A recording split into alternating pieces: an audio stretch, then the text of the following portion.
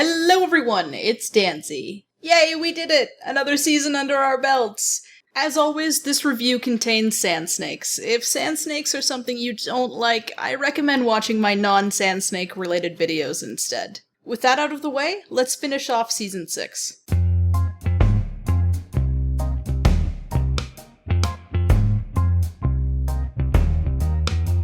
Best scene of the episode, if only because of these two acting their absolute faces off. It's criminal that both of them got passed over for Emmy nominations in favor of Kit Harington and Emilia Clarke. If this scene had happened at the beginning of the season, when it should have, it would have been excellent. I'm not even sure why they waited until now to banish Melisandre, because they basically faded her into the background after Jon's resurrection anyway.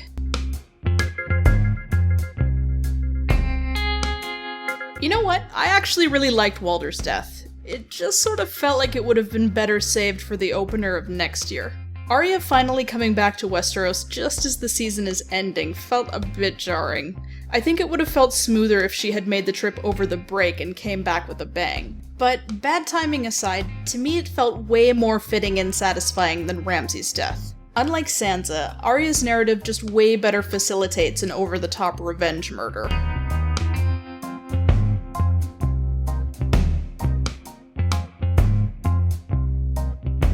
One thing I do want to touch on is how well everything in King's Landing this episode was directed.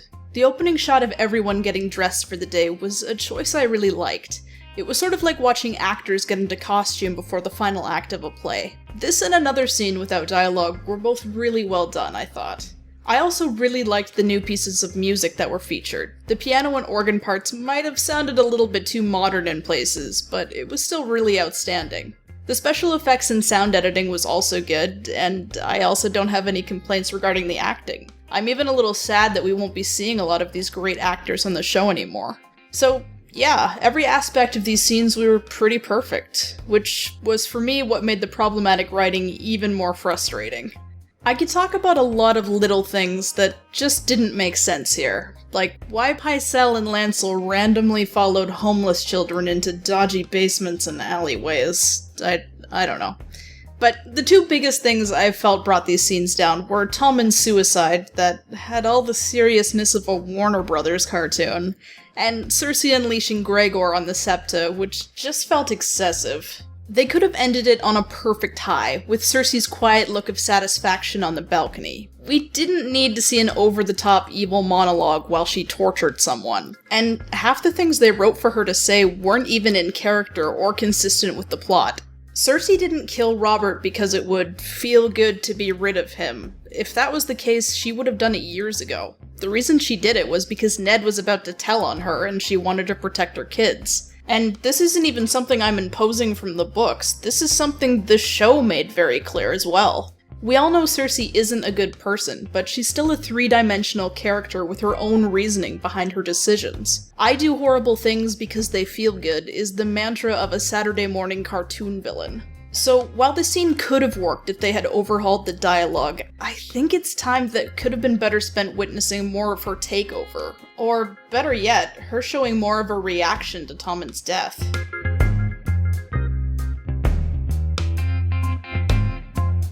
Bran, shouldn't you be using your powers to go back and figure out more information about the White Walkers so you can, better learn how to defeat them? Using your powers to go back and check out what your dad was up to 2 decades ago seems like something you could do when there isn't a zombie army threatening to storm the realm.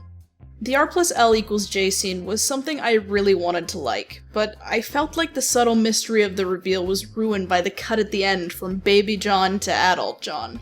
It really felt like them saying, "We don't trust your intelligence to figure out something we've already been hammering into you over the last 2 seasons." I actually think this entire scene would have been better served if it had cut back to Bran's reaction. The answer could have just hung there a while we watched Bran's face turn from surprise to a sad understanding. We all would have got it. I mean, geez, why not just release an infographic so people can— No, HBO, I was kidding. No, you don't— Okay, alright. Does everyone understand that the baby is Jon now? Yes? Okay, good. Let's move on.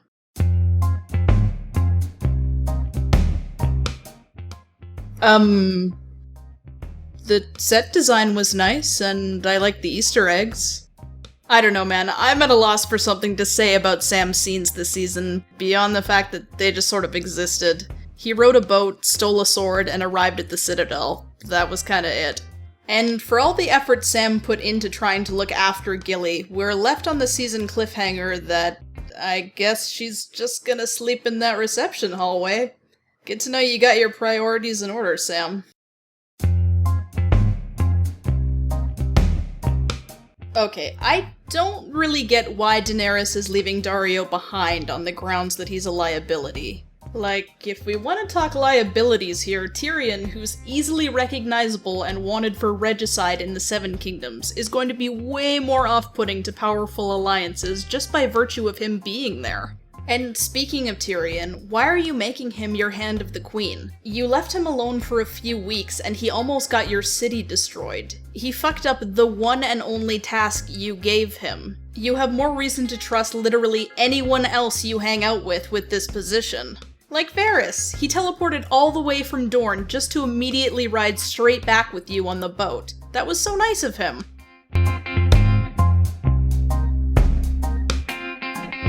Okay, so I really want to take a second to talk about HBO's take on Loras as a whole, because this seems like an appropriate time.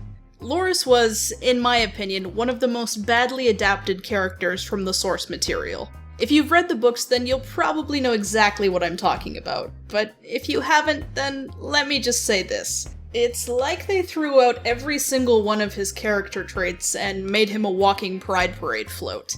Their portrayal of him was flatly written at best, and borderline offensive at worst, really. So, while I wasn't holding my breath, it would have been nice if they had for once taken the high road with his character's last appearance. It would have gone such a long way if Loras had looked at the High Sparrow and said, "Screw you and your trial, I don't confess and I'd rather die." I mean, if you're just gonna kill him off in a few minutes anyways, then why not let him go out with a shred of dignity? They obviously wanted this whole situation to symbolize and acknowledge how bad religious homophobia can be, but it's all kind of ironic when you consider that they just spent the last 5 years hammering gay stereotypes into Loras for cheap laughs. When it comes to Margaery, I can't help but wonder why they spent all season hinting at some sort of game-changing hand that she was going to deal when she never actually had one.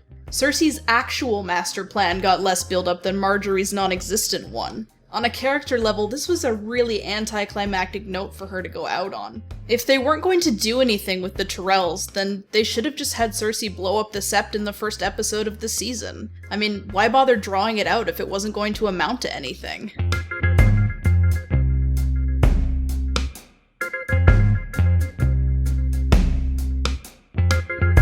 Alrighty, let's talk about what was probably the biggest table flip of the entire season for me. Jon becoming king in the North. Here's why it makes absolutely no sense. Number 1. Jon is legally third in line to inherit Robb's throne. You can't tell me that every single Northerner, a group of people who are known for their strong sense of tradition, would be so willing to throw up their hands and say, "Laws of succession, what are those?" Number 2. Why is Jon getting credited with winning the battle? Jon did nothing but charge directly into Ramsay's trap and would have been killed if Sansa and the Knights of the Vale hadn't shown up. Number 3. No one wants to question that Jon came back to life or that he deserted his place at the Watch. Anyone? No?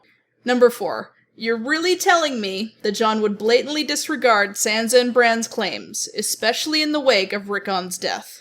No, of course he wouldn't. He would stand up, point at Sansa, and say, "Here is the rightful heir to Winterfell and the person who secured our victory. She should be the acting queen in the North until we find Bran, who, by the way, maybe we should go and start looking for instead of worrying about who does and doesn't get official titles." In one fell swoop, they made the Lords of the North look like idiots, and Jon look like an inconsiderate prick. And I get it, writers. I get it, I really do. You're trying to sow seeds of discord and resentment between Jon and Sansa, fine. But you can't just make shit up when you feel like it. If you wanted Jon to become king in the North under a context that made sense, then you should have included Robb's letter of legitimacy from the books, or at the very least made him look like a commander who deserved to be considered for leadership because he achieved a victory. Also, yeah, let's talk about who gets to sleep in which room, instead of, mourning our brother who just died. For a death that they very obviously wanted the audience to care about. The other characters sure didn't.